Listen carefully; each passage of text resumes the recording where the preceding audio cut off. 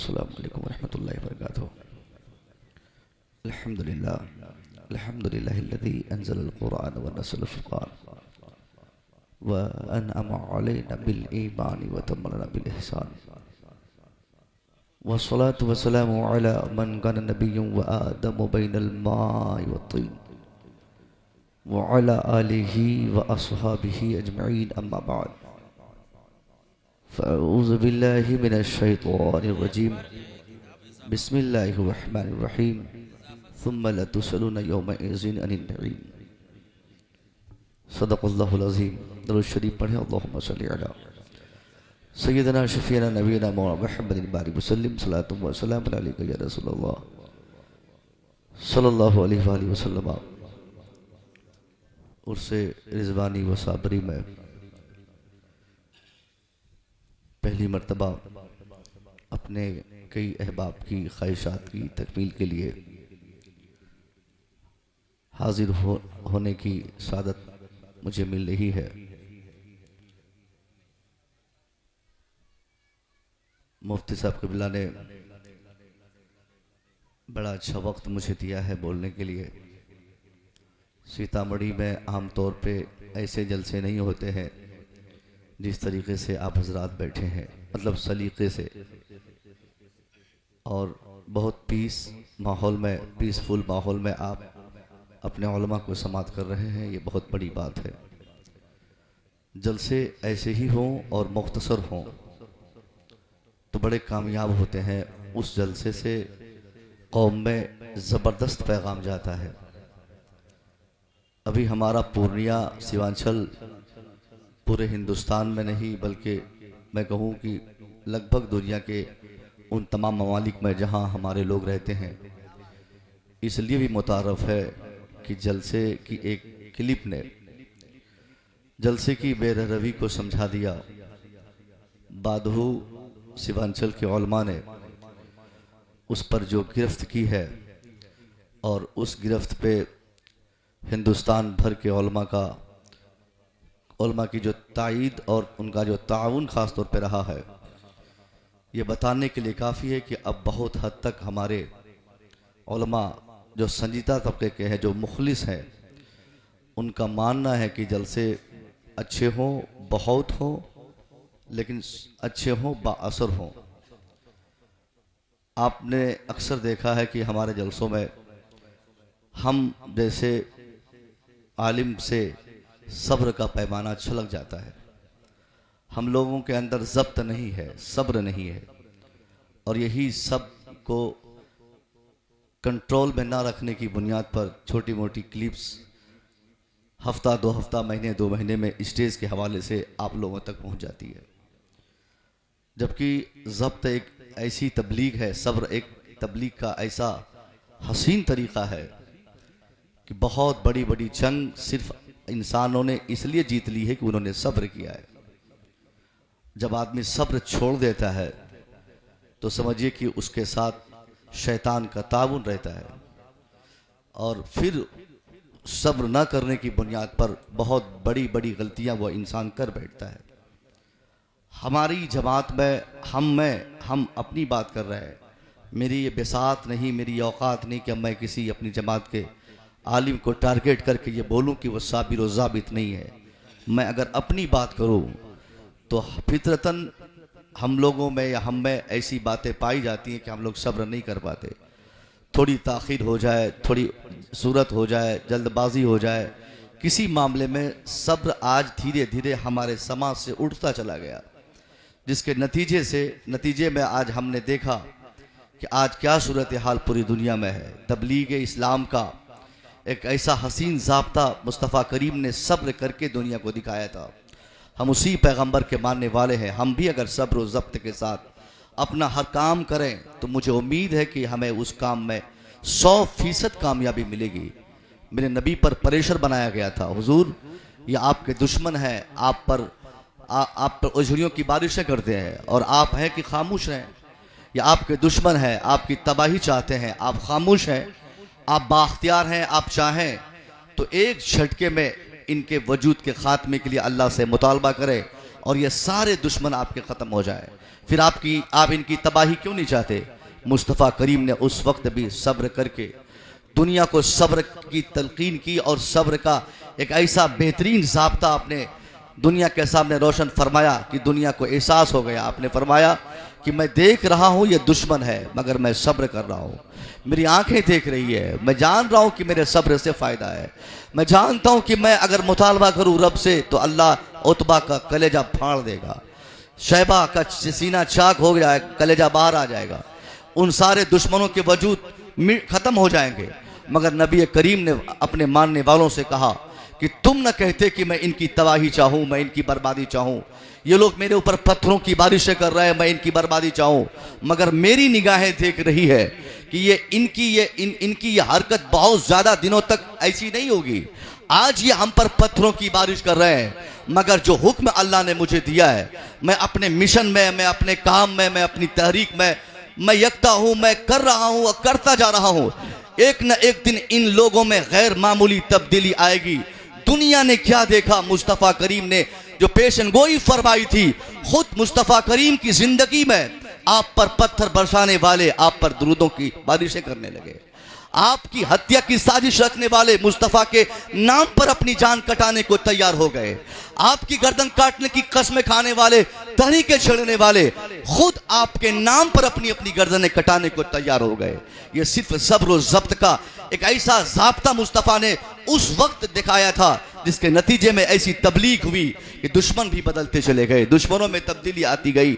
हम भी अगर उसी सब्र का मुजाहरा करें, हम भी अगर टॉलरेट हो जाए, किसी चीज़ को बर्दाश्त करने की ताकत हमारे अंदर आ जाए, मैं समझता हूँ दुश्मनी का सबसे बेस्ट बदला यह है कि दुश्मनों की दुश्मनी देखकर थोड़ी देर के लिए अपनी ज़बान को खामोश रखा जाए, चुपचाप रहा जाए। खुद वो दुश्मन बोरिया बिस्तर समेट कर या तो आपका मुरीद हो जाएगा या फिर वो आपके यहाँ से चला जाएगा। आज जो भी दीन का काम करता है, अक्सर देखा जाता है दीन का काम करने वाला उसको लोग उस गलत नाम से उसको याद करते हैं। कभी आपने देखा किसी मस्जिद के सिक्योरिटी को कि लोग बोले हों कि बहुत अच्छा सिक्योरिटी साहब है?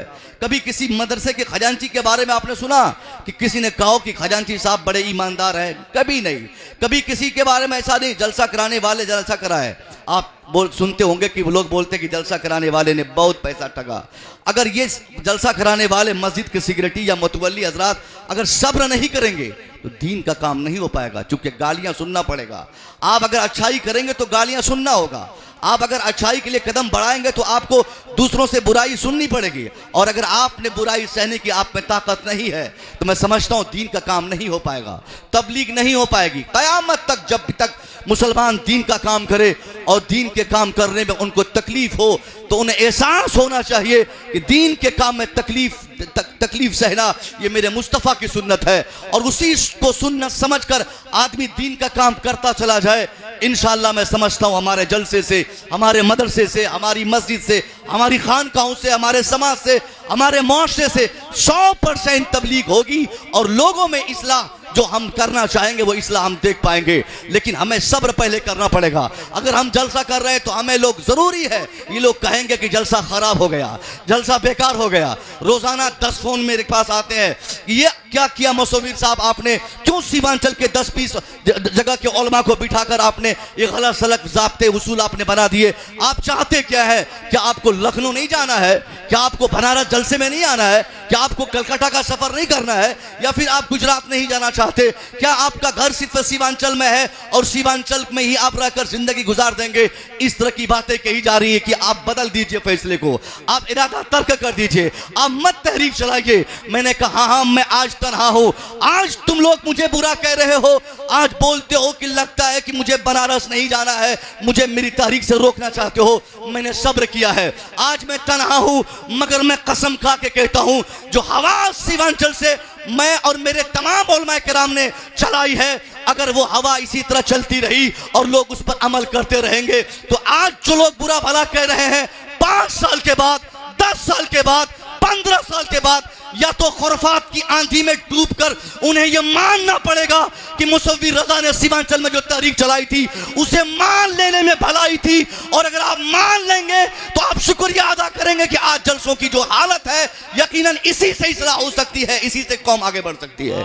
ये हमें करनी चाहिए। ये सिर्फ सीमांचल की बात नहीं, ये सीतामढ़ी के लिए भी है, ये बिहार के लिए भी है, ये हिंदुस्तान भर के लिए है। हमारे जलसों को हम लोगों ने जो हाईजैक कर लिया है, चंद गुंडा सिफत लोगों ने इस पूरे जलसे को अपने कंट्रोल में लेकर और पूरा माफिया गैंग आकर हमारी महफिल को, मुस्तफा की मजलिस को, मुस्तफा के स्टेज को, मुस्तफा के दीवाने को, इनकी समात को इस तरीके से डाइवर्ट करके मुस्तफा के नाम पर इन्होंने ड्रामाबाजी को, अखाड़ा को जलसों का जरिया बनाकर जो एक गलत हरकतें करने की कोशिश की है, इसी से हमारा झगड़ा है। वरना जाति कोई दुश्मनी नहीं। क्यों साहब, क्यों किसी से हमें दुश्मनी होगी? सारे लोग हमारे हैं, सब हमारी जमात से है। हमारा काम तो सिर्फ यह है कि लोगों को जलसे का ढंग सिखाना, कि जब खिताब हो तो गौर से खिताब सुना जाए, नात खानी हो तो मोहब्बत से सुनी जाए। आप किसी भी शायर से मोहब्बत करते, पैसा दीजिए, नजराना दीजिए, तोहफा दीजिए, कौन मना करता? खतीब साहब आ जाए, उनके खिताब का भी एहतराम हो, ये ज़ाब्ता आप अपने दिल में बनाए। जरूरी नहीं कि आपके इलाके के उलमा सख्ती के साथ डंडा लेकर आपके पीछे आपके जलसे में चलते रहे कि ऐसा जलसा करो, वैसा नहीं। आपको खुद डिसाइड करना है कि जलसा हमें कैसे बेहतर करना है। क्या आपने मुलाजा नहीं किया? क्या हमने आज अपने जलसों को अखाड़ा नहीं बनाया? क्या हमारे जलसों में मुस्तफा के नाम के सजी महफिलों को हमने अखाड़े में तब्दील नहीं किया? क्या हमने ड्रामाबाजी में जलसों को बीते 5-7 सालों में सीतामढ़ी, मुजफ्फरपुर, पूर्णिया, दरभंगा, बिहार, हिंदुस्तान भर के जलसों की बात कर रहा हूं, हमने इसकी अजमतों को फरामोश कर दिया। आप बोलेंगे हजरत क्यों आप एक नाते नबी पढ़ने वालों के पीछे पड़े हुए हैं? वो तो कम से कम नाते नबी तो पढ़ रहा है, चाहे उसकी अदा चाहे किसी तरह हो, आप पढ़ने दें। आप क्यों नहीं कव्वाल को मना करते? क्यों नहीं किसी नचनिया को मना करते? क्यों नहीं किसी कव्वाली के महफिल में जाकर आप उसको रोकने की कोशिश करते? मेरा जवाब होगा कि मैं और मेरा कोई ताल्लुक उस कव्वाल और कव्वाला से नहीं, नचनिया से हमारा कोई राब्ता और ज़ाब्ता नहीं, क्योंकि वो उन्होंने पहले मजहब छोड़ा है, तब नचनियागिरी में उन्होंने नाम लिखाया है। वो कव्वाल, कव्वाला, कव्वाली करने वाले लोग पहले अपने मजहब के ज़ाब्ते और अपने मजहब के उसूलों से समझौता किया, उसने उसको त्याग दिया, उसने मामूलात को तोड़ा है, उसके बाद कव्वाली की महफिल सजाई है। इसलिए हमारी कोई बहस उनसे नहीं, हमारी बहस उन अशखास से है जिन्होंने नबी के नाम की महफिल सजाई, मुस्तफ़ा की नात खानी के नाम पर स्टेज पे चढ़े, उसके बाद दाढ़ी को छाटना शुरू किया, उसके बाद दाढ़ी काटना शुरू किया, उसके बाद मुस्तफ़ा की नात पढ़कर मुस्तफ़ा की महफिलों की अजमतों को तार तार किया। इसलिए बाइज़्ज़त आलिम सिर्फ मुसव्विर नहीं, यहाँ बैठे तमाम उलमा की यह जिम्मेदारी हो जाती है। इनका खून गर्म होता है, कभी कभी इनकी ज़बान खामोश रहती है, मगर ये अपनी पेशानी की झुर्रियों से साबित कर देते हैं कि ये नफरत इनको भी है, मगर ये बोलना नहीं चाहते। हमें करना होगा, हमें चेंज करना होगा, हमें तब्दीली लानी होगी। हमने बहुत कौम के पैसे को बर्बाद किया, हमने कौम के पैसे को अखाड़े में बहुत खत्म किया। हम इस महफिल की अजमतों को समझे, जो वो ज़ाब्ता बनाए। अब अपने इलाके को उलमा को बुलाए कि हजरत मैं कैसे जलसा करूं, कम से कम 11 बजे तक, 10-11 बजे तक एक ज़बरदस्त तरीके से तकरीर हो जाए, मुशारा की अलग महफिल हो, शोरा की इज्जत हो, मोहब्बत करे। चूंकि वो भी नबी की नात पढ़ते हैं, मैं उनकी मुखालफत नहीं करता हूँ, उन्हीं में से चंद लोगों ने जो मुखालफत करवाने की सूरत बना दी है, उसी से हमें नफरत है, झंझट है, उनकी अदाओं से, उनकी जात से नहीं, उनके किरदार से नहीं। और मुझे उम्मीद है लगातार सीमांचल और बिहार और पूरे हिंदुस्तान की महफिलों से अगर मैं और मेरे तमाम उलमा अभी 2-4-5 महीनों में इस पर थोड़ी सी गुफ्तगू करते रहेंगे, तो उम्मीद है कि 2-4 महीने के अंदर 99% सुधार हम आप देखेंगे। और आप लोग जो ये पैसा उड़ाने की जो रीत चला है ना, पूरी बंडल उठाए और मार दे थक्के से, शायर साहब फिर सोचे बाप रे कितना पैसा ये आ गया है। ऐसे ऐसे लोग नौजवान हमें मिलते हैं, बोलता हजरत फलाने साहब को बुलाइए, 40,000 लेगा। तो हाँ, कमेटी में पैसा नहीं, मैं नहीं बुलाऊंगा। ये नौजवान खड़े होकर बोलेंगे हजरत बुलाइए, मैं दूंगा पैसा, मैं दूंगा पैसा, वही बोलेंगे मैं दूंगा पैसा। अब वो कमेटी मजबूर रहती है, एक नाम और बढ़ गया। फिर उन्हीं से कहा जाए कि मुफ्ती साहब किबला की दावत है, सदारत उनकी है, उनके नाम पर भी 5,000 रखने होंगे मुझे, वो खर्चा कौन देगा? तो वही सेठ बोलता है कि मुफ्ती साहब को आप लोग देख लीजिएगा, मुफ्ती साहब का वो आप लोग देख लीजिएगा, वो फलाना शायर साहब मेरे हवाले हो जाएंगे। 40,000 रुपया आप एक कलाम में या मुश्किल 2 कलाम कोई पढ़े, अगर उनके तमाम अशार को अगर पैसों में आप बांट दें तो 3-3 हज़ार 4-4 हज़ार का एक मिसरा होता है, समझ गए? और 3,000 के एक मिसरे आप उनके पीछे लगा दे रहे हैं। और जो एक जिम्मेदार आलिम, आपके इलाके के मुफ्ती, आपके जिम्मेदार उलमा जो आपके स्टेज पे बैठे रहते, बहुत सारे लोगों को मैंने देखा है स्टेज पे, इमाम साहब लोग पूरी रात नौकर की तरह स्टेज पे बैठे रहते, मनहूस कमेटी को तौफीक नहीं होती कि 500 रुपया इनको दें, नहीं देते लोग इनको। और सुबह फोन करेंगे हजरत, अब सुबह मिलिए, अब बेचारे को फजर की नमाज पढ़ानी रहती है, अजान का भी मसला रहता है, उनको जाना पड़ता है। अब जल्दबाजी में वो रहते हैं, वो चले जाते हैं, साइकिल उठाए, बाइक उठाए, या कहीं लटक पटक के बेचारे अपनी मस्जिद चले गए, और वो न कभी सुबह आज तक हुई न कभी दोपहर आई, नहीं मिलता पैसा उनको। और उसी महफिल से 80-80 हजार रुपया नात खां को हम लोग और मुक़र्रिरों को, पीर साहब लोगों को हमने दिया है। एक महफिल हुई हमारे पूर्णिया में, इनको मालूम है 65,000 रुपये में एक पीर साहब की बात की गई थी। मैंने कहा लगता कि बगदाद शरीफ उठा के ही लेके आएंगे वो आज। 65,000 ये मुस्लिम कौम के लिए बहुत बहुत कम है कि ज्यादा है आज की तारीख में? आइए हजरत, बहुत ज्यादा पैसे साहब। 65,000 एक मदरसे में। आइए मुफ्ती साहब, एक मदरसे में तलबा के पीछे खर्च किए जाए तो 1 साल के खर्चे हैं। ये मेरे साथी हैं, मेरे साथी मतलब सीनियर साथी हैं, मैं इनसे जूनियर हूँ और ये मुझसे सीनियर है मुफ्ती साहब क़िबला, बड़े ज़िम्मेदार मुफ्ती, बड़े अच्छे आलिम भी, हमारे समाज के ये मुस्तकबिल है, हमारी सोसाइटी के। हम उम्मीद करेंगे कि ऐसे ही आलिम पैदा हों। तो मदरसों में हम नहीं देंगे, वही सेठ को कहा जाए कि मदरसे में पैसा दीजिए, मदरसे में चंदा दीजिए, उनकी सारी ताकत ख़त्म होगी, खाक में मिल जाएगी, उनके पॉकेट से पैसे नहीं निकलेंगे।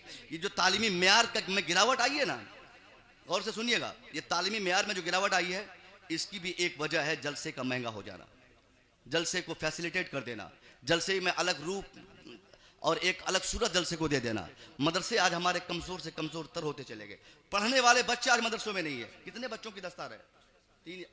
तीन बच्चों की। अब बताइए 3 ही बच्चों की क्यों दस्तार है? मुसलमान के बच्चे आज क्यों 4% 5% मदरसों में पढ़ रहे हैं?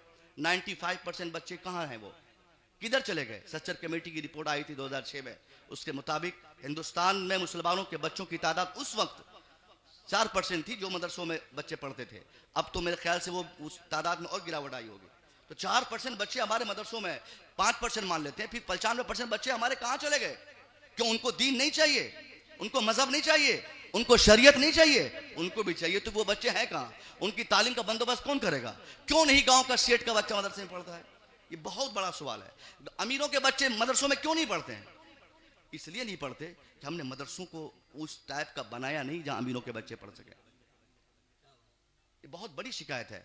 हम जैसे मौलवी अगर लोगों से कहें कि आप अमीर हजरात से कि आप भी अपने बच्चों को हाफिज़ कुरान बनाएं, तो जवाब देंगे, हमारा सर झुक जाएगा। वो अमीर बोलेंगे हजरत क्यों पढ़ाऊँ मैं आपके मदरसे में? टाइल्स नहीं है, पत्थर नहीं, फैसिलिटी नहीं, खाना नहीं, रूम अच्छा नहीं, पंखा नहीं, एसी नहीं। हजरत मैं करोड़पति हूँ, मेरा बेटा क्यों मच्छर कटाएगा आपके मदरसे में? इसलिए मेरा बेटा मजबूरन मैं अपने बेटे को स्कूल में डाल रहा हूँ, और उस वक्त हम नहीं रोक सकते। अगर हम चाहते हैं कि हम उन अमीरों के बच्चों को भी मदरसे में लाएं, अगर हम चाहते हैं कि अमीरों के बच्चों को भी आलिम दीन बनाए, हम चाहते हैं अगर कि अमीरों के बच्चे भी हाफिज़ कुरान बने, तो इसके लिए उनसे ज्यादा तबलीग करने की जरूरत है कि हम अपने मदरसों को ठीक करें, हम मदरसों को फैसिलिटेट कर दें, मदरसों को स्कूल के तर्ज पे चलाएं, मदरसों में खाने का सही इंतजाम करें, उसकी दीवार चमका दें, टाइल्स बिछा दें, पंखे लगा दें, वॉशिंग मशीन से कपड़े धुलवा दें, सारी फैसिलिटी हम दे दें। जो अमीर आज अपने बच्चों को स्कूल भेज रहे हैं, वो आंख बंद करके वो हमारे मदरसों में अपने बच्चों को भेजेंगे। लेकिन हमसे ये तौफीक नहीं होगी, क्योंकि हमने मदरसों में पैसे देना बंद कर दिया। हमने ज़कात के नाम पर मदरसों की ऐसी तौहीन की है। ये सबसे बड़ा अलमिया है कि हमने मदरसों को ज़कात के सहारे से चलाया है। नबी की दरसगाह को हमने ज़कात के हवाले कर दिया। किसने कहा आपको कि मदरसे में ज़कात देना चाहिए? ज़कात हम दे सकते हैं, जब कोई दूसरा लेने वाला ना हो तो मदरसे में चलो ये दे दें, वहां इधर उधर करने में पैसे खत्म हो जाएंगे। लेकिन हम लोग सिर्फ ज़कात के पैसे मदरसे में देंगे, साल भर में 500 रुपया। अगर कोई 500 दे दे तो अब दोबारा बोलेगा कि हम तो दे दिए। अब 5,000 देना है उनको, 500 मौलाना साहब को दे दिए, तो अब उधर 4500 रुपया भी दे दिए। दिल्ली मुंबई वगैरह में हम लोग जाते हैं, रमज़ान शरीफ में अगर गए तो जो हमारे क्लोज्ड के लोग होते हैं वो हमारा फ़ोन नहीं उठाते हैं। क्या फ़ोन नहीं उठाएंगे? वो जानते कि मौलवी साहब फिर पैसा मांगने आ गया। अब ऐसी सूरत में हमारा मदरसा कैसे आगे बढ़ेगा?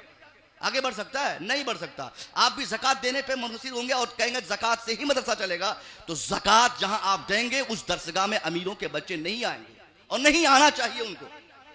सबसे पहले आप और हम मदरसों को बदलें और ये सूरत बनाएं कि जिस तरीके से हमारे स्कूल्स आगे बढ़ रहे हैं, डेवलप कर रहे हैं, जिस तरह स्कूल की दीवार मजबूत हो रही है, वहां के असातिज़ा पढ़े लिखे लोग सिलेक्टेड होते हैं। ऐसे लोगों को हम स्कूल में रखते हैं। उसी तर्ज पर हमें अपना मदरसा चलाना होगा। और मदरसों में पैसे कहां से आएंगे? अगर आपने इनको ज़कात खोर कहा, आपने अगर इन्हें फकीर कहा, आपने अपने उलमा को मोहताज समझा, क्योंकि समझते ही हैं हम लोगों का बेग देखकर लोग सलाम करना भूल जाते हैं। हम लोग घंटी बजाते रहे दरवाजे पर, कोई आवाज देने वाला नहीं कि आ रहा हूं 5 मिनट में हजरत लिखिए, बस जान गए कि मौलाना साहब है, कलम है, रसीद है हाथ में और ये बैग है, तो उसके बाद सारी मोहब्बत खत्म, सारी अकीदत खत्म। अब कोई मोहब्बत की बात वो नहीं करेगा, क्योंकि हमने क्या सीख लिया कि मौलवियों को चंदा देना नहीं है, कितनी ज़कात की रकम हम देते रहेंगे। और यही सोच से हमारा मदरसा गिरता गया, म्यार से गिरता चला गया, बच्चे घटते चले गए, खाने का सही बंदोबस्त नहीं हो सका। नतीजे में 5, 7, 10 बच्चे। आज सीवान के एक बड़े मदरसे में हमारा क़याम था, दिन में हम लोग थे, अली भाई थे, हमारे अख्तर भाई थे, पूरे मदरसे में इमारत की कोई कमी नहीं थी, मगर पढ़ने वाले सिर्फ 10 बच्चे थे, वो भी सिर्फ पूर्णिया जिले के। अब पूर्णिया से बच्चे सीवान जाए पढ़ने के लिए, अब वहां जाए, उस गांव के बच्चे कहां जाए साहब?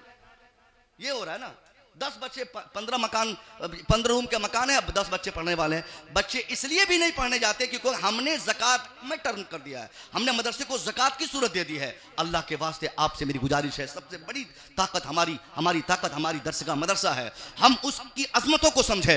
आप मदरसा चलाने वाले हमारे उलमा की इज्जत करें, उनको फ़कीर ना समझे, उनको मोहताज ना समझे, उनको गरीब ना समझे। वो फ़कीरी गिरी आप अपनी वजह से नहीं, वो मुस्तफ़ा की दरसगाह को की बहाली के लिए, उसको आगे बढ़ाने के लिए, मुस्तफ़ा के पैगामात की तबलीग के लिए उन्होंने बोरिया उठाया, चंदा करना शुरू किया। अगर आप इन्हें फकीर कह के ताने देंगे तो मैं उम्मीद ये करूंगा कि 2, 4, 5 सालों के बाद हो सकता है हमारे उलमा चंदा करना छोड़ दें। और अगर ये चंदा करना छोड़ देंगे, मदरसा चलाना छोड़ देंगे, ये अगर बोरिया उठाना छोड़ देंगे, ये बच्चों को पढ़ाना छोड़ देंगे, ये अगर कुरान की तालीम देना छोड़ देंगे, तो आपका हश्र क्या होगा? कौन कुरान पढ़ाएगा आपके बच्चों को? कौन जनाजा पढ़ाएंगे आपके वालिदैन के? कौन कुरान खानी करके आपके माँ बाप को जन्नत भेजने की दुआएं करेंगे? कौन आपके माशरे की इस्लाह करेंगे? इसलिए अगर आप चाहते हैं कि आपकी और हमारी दुनिया हमेशा आबाद रहे, आखिरत भी बर्बादी से बच जाए, तो इसके लिए कंडीशन यह है, हमें पहले इन उलमा की इज्जत करनी होगी, इनको फकीर नहीं कहना होगा,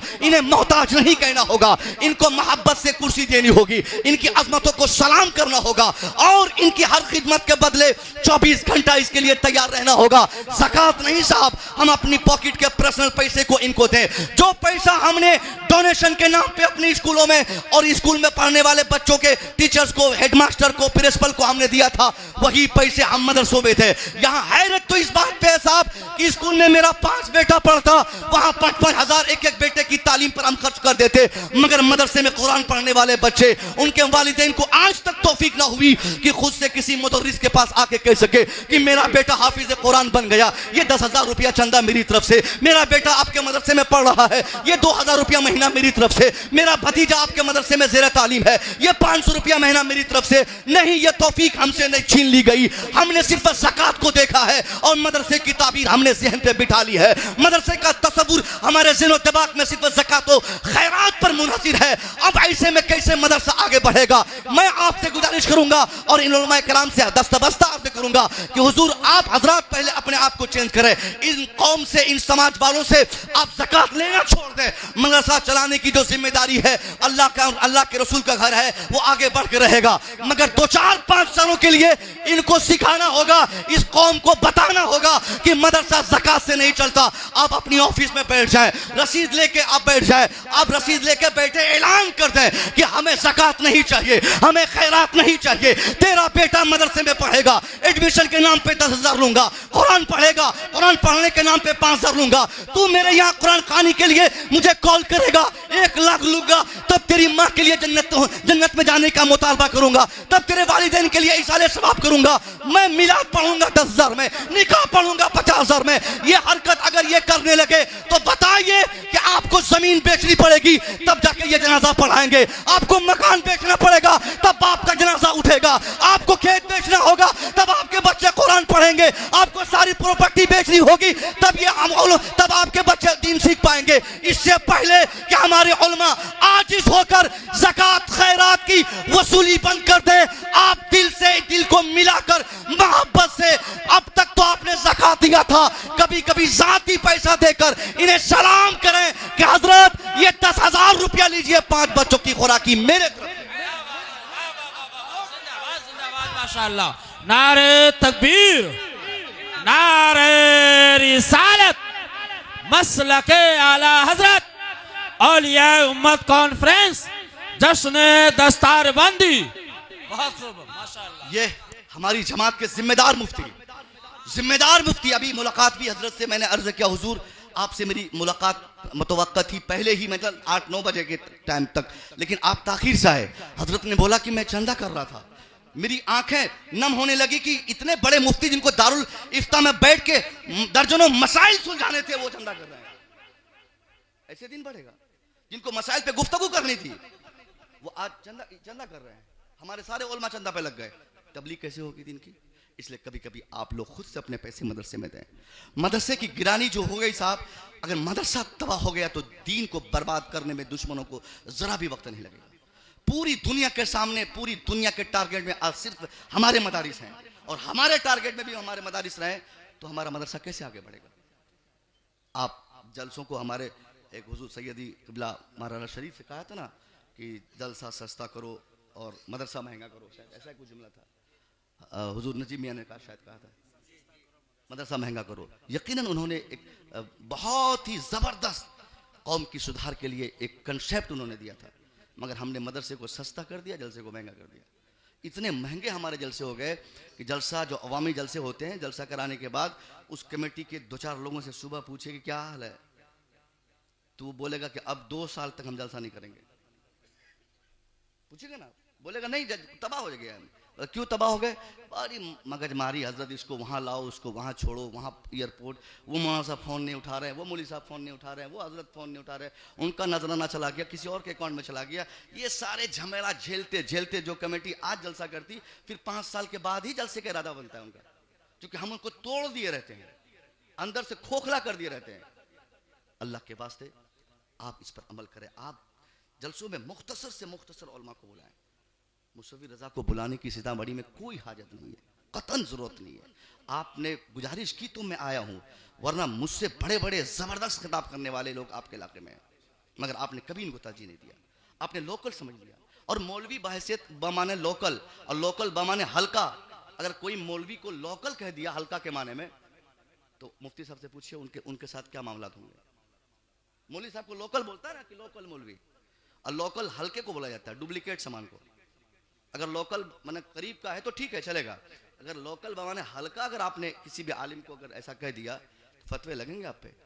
मौलवी लोकल नहीं होता, मौलवी सीतामढ़ी का भी हो वो भी ओरिजिनल है, मौलवी बिहार का भी वो भी ओरिजिनल है। आलिम बहैसियत आलिम वो कभी लोकल हो ही नहीं सकते।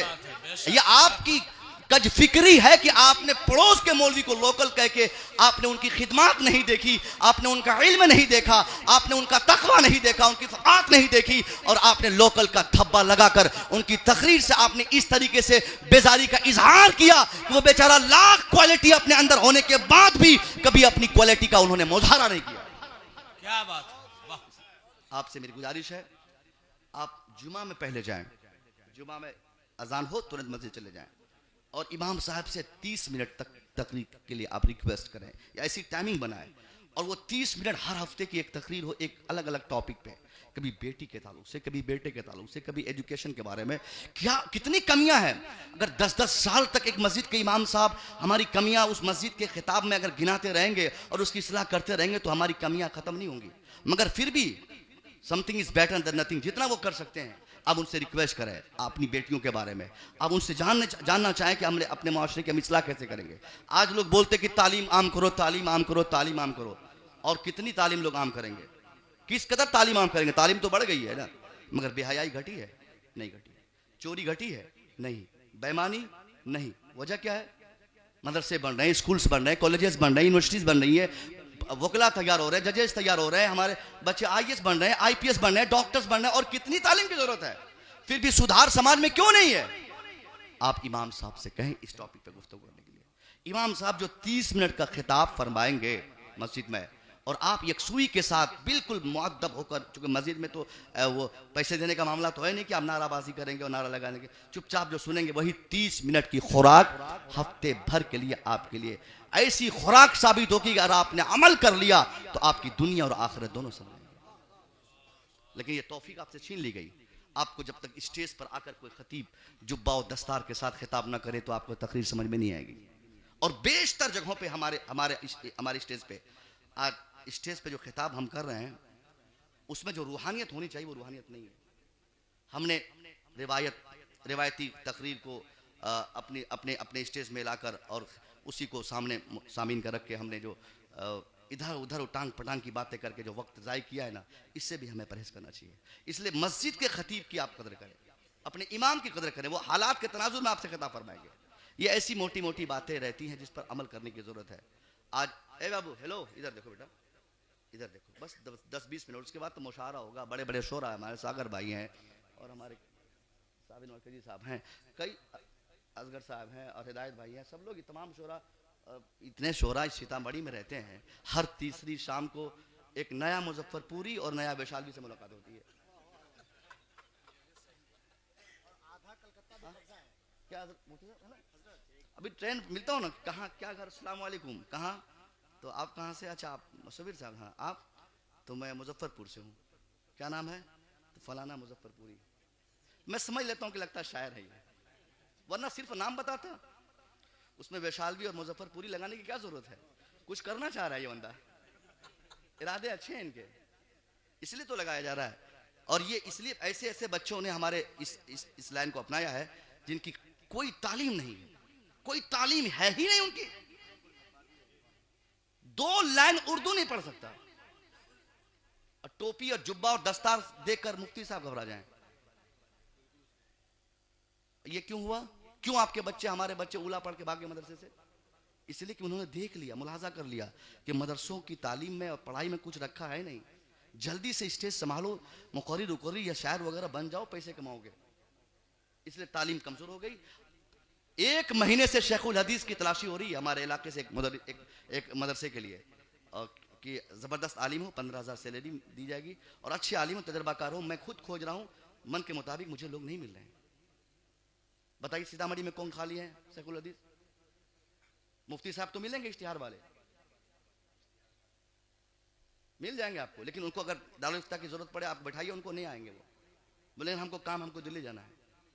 तो मुफ्ती साहब, आप तो मुफ्ती साहब है ना, आइए ना 2-4 दिन खिदमत दीजिए। हजरत नहीं है, फला मुफ्ती साहब नहीं है, आपको कुजात की जिम्मेदारी दी जाती है, इनकार कर देंगे। तो ये आखिर तालीमी गिरावट क्यों आई है? क्यों नहीं हमारे बच्चों की तालीम से हो रही है? क्योंकि स्टेज जो महंगा हो गया ना, सबका दिमाग इधर आ गया और मदरसे को सबने छोड़ दिया, तालीम सबने छोड़ दी। राबिया तक पढ़ते पढ़ते मुफ्ती साहब बन गए। मैंने ऐसों को भी देखा है जिनकी फजीलत की सनद इनके पास नहीं है, तालीम भी नहीं है, मगर दस्तारबंदी इफ्ता की बहुत धूमधाम से ले रहे हैं डायरेक्ट, क्योंकि उनको जल्दी से स्टेज पे कब्जा करना है। तो ये सारी चीजें जो बुराइयां हमने जन्म दी है, कहीं ना कहीं इस स्टेज को लोगों ने इस्तेमाल किया है, इसका इस्तेहसाल किया है, इसको यूज किया है। अल्लाह के वास्ते मुस्तफ़ा की इस महफिल की अजमतों को पामाल होने से आप बचाएं, वरना मरने के बाद सवाल आपसे भी होगा। ये पैसे छींटते हैं, इसका सवाल आपसे भी होगा। ये सिर्फ हम उलमा की जिम्मेदारी नहीं कि दीन की तबलीग करे, जन्नत सिर्फ हमको ही नहीं जाना है, जन्नत सिर्फ हमारे बाप की जागीर नहीं है। अगर हमें जन्नत की जरूरत है तो जन्नत की जरूरत आपको भी है। इसलिए आपसे भी गुजारिश है कि कहीं ऐसा ना हो कि आपके किसी अमल की बुनियाद पर अल्लाह आपके जिंदगी भर की इबादतें, सारे सजदे, सारी तारतें, सारे तकवे आपके चेहरे पे मार दे। अगर एक गुस्ताखी मुस्तफा की महफिल में हो जाए तो आप भी इसकी अजमत समझें। जिस दिन हम और आप, ज्यादा नहीं, बिहार के 2 हिस्सों में, या तो पूर्णिया से शुरू हो इस्लाम और सीतामढ़ी में आकर खत्म हो जाए। पूर्णिया और सीतामढ़ी ये हौब है उलमा का, उलमा का हौब कहा जाता है इस दोनों जिले को खासतौर पे। और सबसे ज्यादा इल्मी पसमानदगी भी इन्हीं जिलों में है, गुर्बत भी यहीं पे है, परेशानी भी यहीं पे है। क्यों? क्योंकि हम तो, इसका मतलब हमने अपने उलमा की कदर नहीं की है, इस वजह से बेकदरी है, इसलिए उलमा की बातों पे अमल नहीं कर रहे हैं। मैं दुआ करूंगा मौला तबारक तआला हमको आपको सबको इस बात की तौफीक दे कि हम मदरसों से दिल लगाएं, दस्तारबंदी के जलसे हुए। यही इसलिए मैंने कहा कि आप मदरसे 3 बच्चे पढ़ रहे हैं, अब अपने अपने बच्चों को क्यों नहीं भेजते? क्यों नहीं आपका बच्चा कुरान पढ़ना चाहता? दस्तार के बाद भी तो वो स्कूल जा सकता है, हिफ्ज करने के बाद भी तो इंजीनियर बन सकता है, डॉक्टर बनाना चाहते हैं अपने बेटे को तो बाज़ाब्ता 3-4 जमात तो मदरसे में पढ़ा ही सकते हैं उनको। अगर आपने उनको दीन नहीं सिखाया तो आप दावे से मैं कह सकता हूं, कोई बाप यहां बैठा हो, चाहे उनका मनोबल किसी कदर हाई हो, अगर वो अपने बेटे को डॉक्टर बनाना चाहते हैं और दीन उन्होंने नहीं पढ़ाया है, तो उस डॉक्टर बने बेटे से उनको फायदा कभी नहीं मिल पाएगा। इंजीनियर उसका बेटा बनेगा, अगर दीन नहीं सीखेगा तो उसका इंजीनियर बेटा अपने बाप को कभी फायदा नहीं पहुंचा पाएगा। अगर उसने अपने बेटे को प्रोफेसर बना दिया है, बनाना चाहा है और उनको कुरान नहीं पढ़ाया है तो उसका वो प्रोफेसर बेटा, वो मास्टर बेटा उसके माँ बाप की खिदमत नहीं कर सकता है। इसलिए अच्छे गार्जियन की पहचान यह है कि पहले अपनी औलाद को वो दीन पढ़ाते हैं, पहले मजहब पढ़ाते हैं, पहले शरीयत बताते हैं, 2-4-5 साल दिन की तालीम दिला दे, उसके बाद जितनी तालीम बुढ़ापे तक दिलानी हो आप अपने बेटे को स्कूल कॉलेज में भेज के दिलाएं, ताकि आपका बेटा मजहबी एतबार से भी मजबूत हो जाए, समाजी एतबार से भी मजबूत हो जाए। और यही जरूरत भी है। अगर आपने आलिम ही बनाया अपने बेटे को, सिर्फ आलिम बना के छोड़ दिया तो ये भी आपने गलत किया है। आप आलिम भी बनाए अपने बेटे को। जिसके 3 बच्चे हाफिज बन रहे हैं, इनके वालिद साहब या गार्जियन कोई भी होंगे तो उनके गार्जियन से मैं गुजारिश करूंगा, अगर आपका बेटा हाफिज कुरान बन गया है तो बहुत बड़ा काम इन्होंने नहीं कर लिया है। अभी ये पढ़ना चाह रहे हैं, अभी ये पढ़ना चाह रहे हैं। हम लोगों में ये बहुत बड़ी कमी है कि हम लोग हिफ्ज कर लेते और बमुश्किल 1 साल मदरसे में उर्दू वगैरह पढ़ने और लिखने सीख लेते, बस हमारे वालिदैन समझते कि बेटा मेरा फारिग हो गया। जबकि जो बच्चा हिफ्ज कर चुका है, कुरान पाक को अपने सीनों में महफूज कर लिया है, अब वो अपनी ज़हानत को दर्शा रहा है, अपने आप को बता रहा है, अपने वालिदैन को दिखाना चाह रहा है कि अब्बा मैंने कुरान पढ़ लिया है, अब्बा थोड़ी मेहनत और आप फरमाए, जिस कुरान को मैंने पढ़ा है, जब इतनी बड़ी किताब मैं याद कर सकता हूं, अब्बा तो मैं डॉक्टर भी बन सकता हूं, अब्बा मैं इंजीनियर बन सकता हूं, अब्बा मैं आईएएस बन सकता हूं, अब्बा मैं आईपीएस बन सकता हूं। इसलिए आपके बच्चे अगर हाफिज कुरान बने हुए हैं और आपके पास टाइम है, पैसे हैं, अपॉर्चुनिटीज हैं, तो आप मेहनत करें, अपने बेटे को स्कूल और कॉलेजों की तरफ भेजें। मैं दावे से कह सकता हूं कि अगर आज आपके बच्चे की हिफ्ज की दस्तार हो रही है तो 5 साल के बाद, 10 साल के बाद जेएनयू जामिया जैसी यूनिवर्सिटी में भी सनद से नवाजा जाएगा। माशाअल्लाह, सुभान अल्लाह। और अगर आपने सिर्फ इसलिए छोड़ दिया बेटे को कि चलो आप हाफिज साहब बन गए, आप तरावी पढ़ाएंगे, कहां लिखा है कि हाफिज साहब को तरावी पढ़ाना है? तरावी पढ़ाने के लिए हाफिज की जरूरत पड़ती है, तरावी पढ़ाने के लिए हाफिज की जरूरत पड़ती है, मगर जो हाफिज हो वो सिर्फ तरावी ही पढ़ाए ये जरूरी नहीं है। आप तरावी पढ़ाने वाले हाफिज ना पैदा करें। माशाअल्लाह, सुभान अल्लाह। खतीबुल हिंद हज़रत अल्लामा डॉक्टर मुमताज आलम साहब क़िबला क़ादरी की आमद। मैं जितनी तारीफ करूं बड़े भाई की कम है। माशाअल्लाह, अल्हम्दुलिल्लाह, इस सीतामढ़ी को अल्लाह ने माशाअल्लाह, सुभान ऐसे ऐसे हीरे दिए हैं। अब बताइए, एक प्रोडक्ट मदरसे का बात तो चल ही रही थी, हजरत आ गए, मदरसे में इन्होंने तालीम पाई, मदरसे की 4 दीवारी में रह के दीन सीखा, मजहब सीखा, और आज जब सिखाने की बारी आ रही है तो आज वही इस्लामियात सब्जेक्ट को लेकर आप यूनिवर्सिटी के कैंपस से लोगों को दीन और इस्लाम सिखा रहे हैं। आप भी पढ़ाएंगे अपने बच्चों को तो आपके बच्चे में तब्दीली आएगी। वही हाफिज साहब हाफिज साहब हाफिज साहब छोड़ देंगे आप, वस्तानिया फकानिया करके काम खत्म। ये वस्तानिया फकानिया की तालीम ने तो हमें इस कदर कमजोर कर दिया है, तब बिल्कुल कमजोर कर दिया। मैंने 4-5 दिन पहले अली भाई के सामने एक